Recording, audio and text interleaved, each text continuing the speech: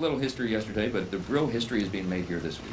And what do I mean by that? Well, you've heard reference that appropriations are on track, and for the third consecutive week now, House Republicans are going to advance another set, the final set of the FY26 appropriations bills. This week you'll see Defense, Homeland, Transportation, and Labor HHS.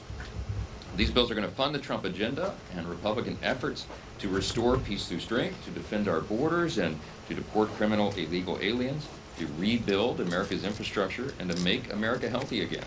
All laudable goals and things that we promised and things we're delivering on. Now, this is our final batch of appropriations bills for the fiscal year. There were a lot of people, and I think many in this room, that argued that this could not be done, that a regular appropriations process is a thing of the past, and it's been a couple decades since this has happened. Critics said our margins were too slim to bring it back, to rebuild that muscle memory that I committed to when I became Speaker, and they said we had too many bills left to pass and too many disagreements left to reconcile. But I'm happy to report that all of those prognostications were flat wrong, and we've gotten it done. And the most significant sign of progress in these halls in years, House Republicans are restoring regular order. And it's important to the people that we represent, because this is the only way to have good fiscal sanity and responsibility and stewardship over taxpayer dollars, is to return to regular order. We're returning the appropriations process to a committee-led, member-driven approach, as it should be. We should not have the four corners, the top four leaders in the House and Senate in a back room, making pages and pages of decisions for the country. That's not the way it was supposed to work. And I've been doggedly determined to make sure that didn't happen, and this time it did not. Together, all 12 individual appropriations bills will provide full-year government funding without unrelated policy provisions. They will spend less than another continuing resolution, and it will continue to advance our America First agenda.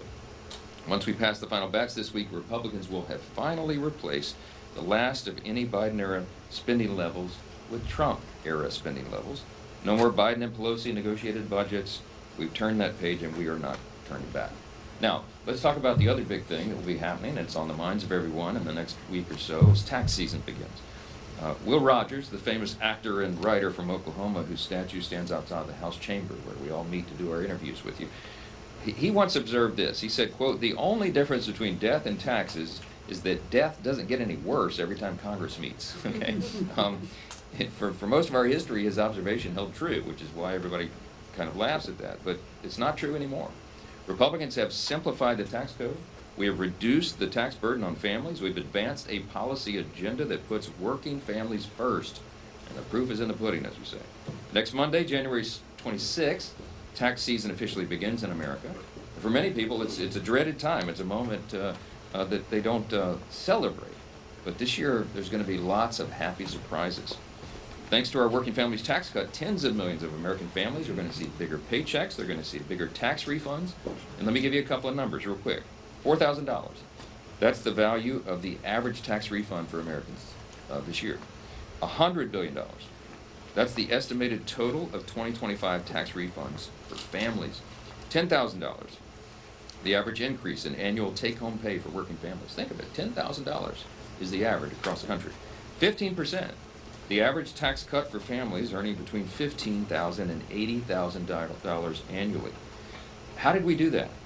We reduced federal taxes. We made permanent the doubled standard deduction. We instituted a $6,000 deduction for seniors, which will affect more than 50 million of them. We included no tax on tips, no tax on overtime. We boosted the child tax credit. We made permanent the paid leave tax credit. We expanded FSAs. We increased the adoption tax credit, and those just provisions for families.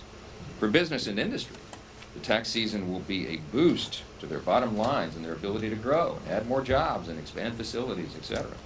Our agenda supports Main Street over Wall Street, and we did that by making a 20% small business deduction permanent, doubling small business expensing to $2.5 million, providing child care tax credits to businesses, reducing paperwork burdens by increasing the 1099 reporting threshold, expanded opportunity zones with more than $100 billion in new investments in rural distressed areas, and we raised the death tax exemption for family farms. That's a lot of great policy, pro-growth policy. The American people are going to see the great benefit of. We also included full expensing for new factories and domestic manufacturing improvements, full expensing for domestic research and development, 100% expensing for new capital investments in the U.S., no taxes on car loan interest for U.S. assembled vehicles, and the elimination of the de minimis exception for low-value commercial imports. Great policies, some things that we had been needing to do for a long time. And we got all that in the one big beautiful bill, the Working Families Tax Code.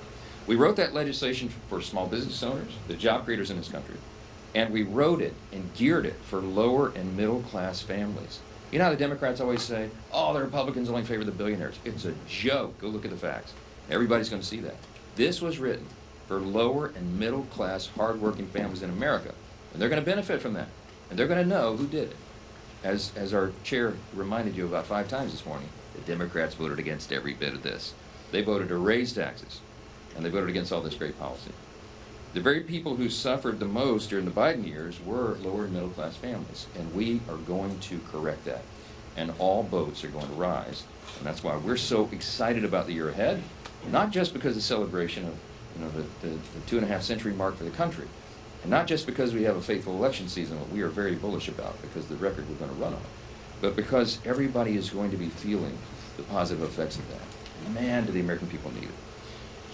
I've just scratched the surface here on what our working families tax cuts will achieve. So over the weeks and months ahead, House Republicans will continue to promote the transformational opportunities and conservative victories that this legislation delivers for everybody. And we're really excited about that. With that, I'll take